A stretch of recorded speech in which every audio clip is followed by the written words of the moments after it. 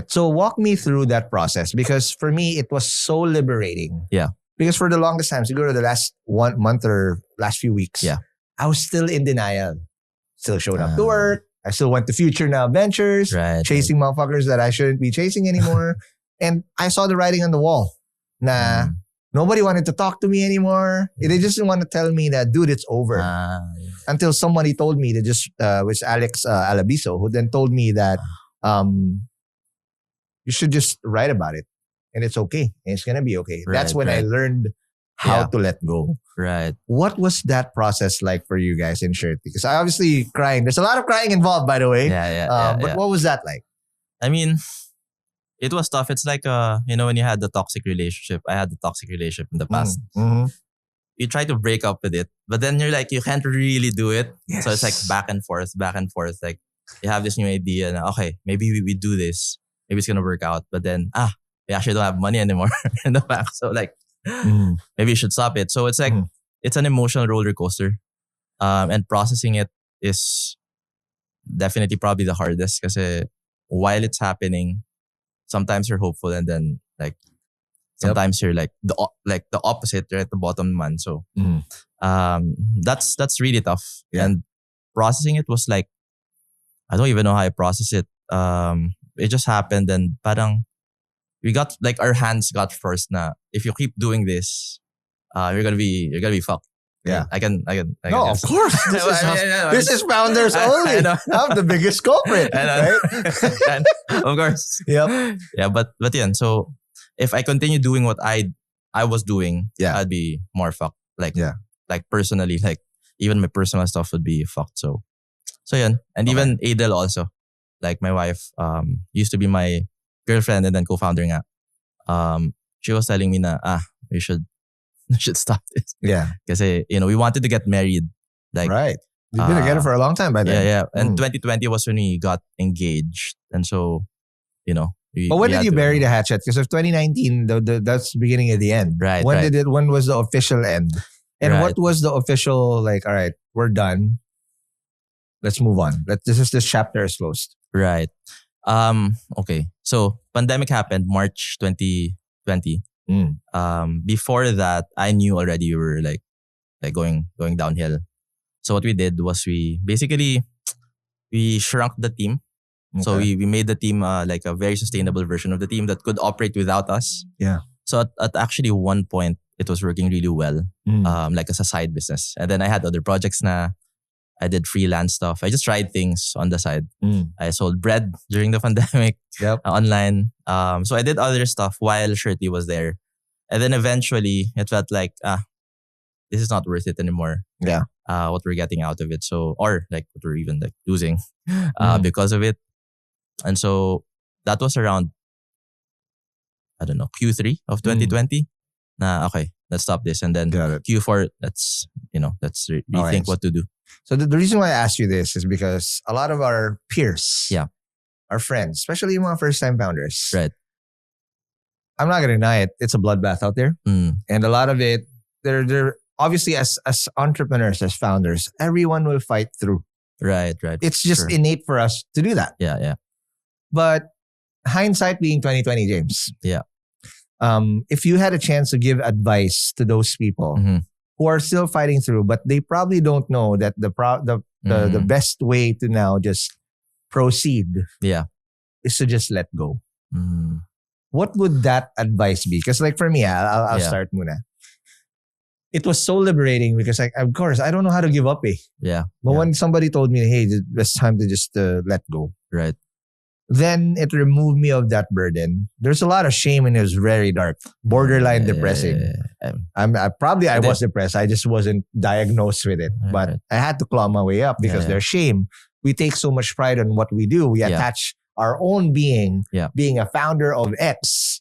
I know. Like that's diba? Basically, that's Correct. It's you. It's an extension of you, or it's you. That's your alter ego. But when you lose that, what are you? There's an identity crisis that also goes in. But again, sometimes I knew of this now because I've failed. Yeah. But I used that leverage moment of having failed, especially on dark times with my other startups. Yeah. when motivation isn't enough, Right. I dig deep and say, you know what? I don't ever want to feel that again. I dig that as a like, no, I'm not gonna let that happen again. Because it's like I don't want to have a deja vu moment. Right. But yeah, knowing what you know now, what would be your advice for those of our peers who are probably down in the dumps and probably the writing's on the wall, Right. but nobody's selling them? What would that advice be? I mean, it's actually. I mean, I actually don't know what advice to give kasi it's easy to say na, okay, just move on. But it's never like that. You feel like kaya pa. Kaya pa eh. So, I mean, I actually don't know. Like, I have a question though. So I'll walk you through this. Because for me, I feel like there's several tenets to this. Yeah. And at the end of the day, money will talk. Right. Money is your lifeline. Yeah. For me, if I felt like if it's my own personal livelihood, that will fuck up my family and whatnot, you have to draw a line because you have to think like your startup isn't your life. That's true. That's a separate entity. Yeah. And when it comes to like I have to sell personal belongings na blah blah blah, that's where I draw the line. Right. Because I put everything in the startup. But if I need to like sell my car, sell my house, sell what I didn't have a house yet back then, but those things, na I mortgage my future for something that I don't see an upside. Right. That's one. Second one I'd do is that if I don't see a pipeline anymore, a direct calculative path to get out of the thing. Now, I can't measure it in units. Like how many shirts do I have to sell? How many things do I have to sell? And wala akong pipeline. Right. Nawala na talaga. Na even if I deny na there's nothing I can close within the next 15 to 60 days, maybe you really have to have a hard look. And lastly, employees, pinaka-priority. Right. Do I have enough to actually pay off the guys, give them a soft landing? I mean, that's... And afford to be able to still pay them. Because if there's people on your payroll, one of the hardest they're the first one to be paid. Yeah. Okay, so for you, are there similar tenets or? I mean, the personal if it affects your personal finance, that's definitely something like for me. Yeah, you have to be smart about it. Na even during that process, I was preparing. I knew it was gonna happen, and so I was accepting side gigs, freelance stuff. And you have to be smart about it. So for me, that's very important. Probably different for like different parts of like the life person. Yeah. Like if you're getting married like I was, that was like a main concern. Yeah. But if they're like... It's not cheap, huh? It's not cheap. Getting more expensive every year. Correct. But like the younger guys, like 20s, 22, I mean, and there's like not a lot of expenses. Like I could also see myself telling them to keep going, try new stuff. But don't be attached to just one thing. Yeah. You don't have to. Like, you could try a lot of things and you just need one to like really go well. And then it could also work out in the end. So correct. I could see giving both depending on what's happening in the life of a person. Yeah. No, that's great. Now, last question before we take our first break. So now the reality is hit. Yeah. Shirtless clothes. I remember going through this, James. I was just so ashamed. I don't want to be seen by anyone. Yeah. Diba? Because everyone, right, and when people bump into, si Party File, si whatever. Like, dude, that's it. Right? Yeah. I got lucky because Chatbot came right after. Actually, on the dark days of Party File, I bought the domain.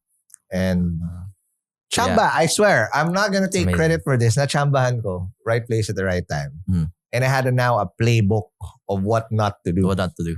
Pero for you, was there a lull muna of those dark days? And how did you get by? How did you also forgive yourself? Because I was so mad at myself at one point. Right. Yeah. Like, dude, why did you let that happen? I was so... I was mad and I was just really beating myself up for it. What was that like for you? I think definitely, super the same. Like, I'm usually by default hard like on myself. But then during that time, that was like, it's hard to handle because it's not just me. Like, it's the employees, it's a team who I've been working with like at that time, like 5-6 years. It's a big sense of guilt, no? Sense of guilt. Yeah. And kay Adriel also. Kasi she basically resigned from her like previous job to join us, and I asked her, and she wanted to. Yeah. But yun, so there's definitely guilt there. So, well, how did I manage that? Basically, I just tried to detach myself from the situation and try to do other things, focus on other things. Like, what skills did I develop during that time that I could use for other stuff? And that's when the freelancing happened. That's when I sold bread online. Bread? What, this Coco Pan bread? And not yet. It's like the one before Coco Pan. Okay. Yeah. But so there, I tried to detach myself from it and then just focus on what I could do productively. And then, also something that I guess gave me cash at the time, like freelance projects and stuff. Okay. What were those like? Kasi it was a clean slate for you to reacquire skills eh. Ano yung mga ginawa mo? Well, one is like ads. Ads was the main thing. From Shirtly, I really learned how to like sell online. And then that's what I offered as a service to other clients, like small businesses that I could relate to, ganyan. So at one point during the pandemic, that was all I did. While Shirtly was like struggling, I focused on those projects and then I sold bread. Yun. And then I just basically worked out naman in the end because I felt like, okay, I could actually work with other people. Kasi Shirtly was straight out of college. Correct. And so I didn't That's know how your to work MBA, with, bro. I know. But that's it. But I didn't know how to work with the other people and do other people actually want to work with me. Yes. And so I had that doubts also. Na parang, okay, shit, can I actually work in another startup? Correct. Or in the corporate? I don't know. But that freelance like bridge actually made me a little bit more comfortable to step into the next like chapter. Love it. They risked everything, failed spectacularly, and came back stronger. Founders Only, the show where successful entrepreneurs reveal what it really takes. Where risk meets reward. Get ahead now. Subscribe to Founders Only on YouTube and Spotify for breakthrough conversations, expert advice, and the insights your competition doesn't have.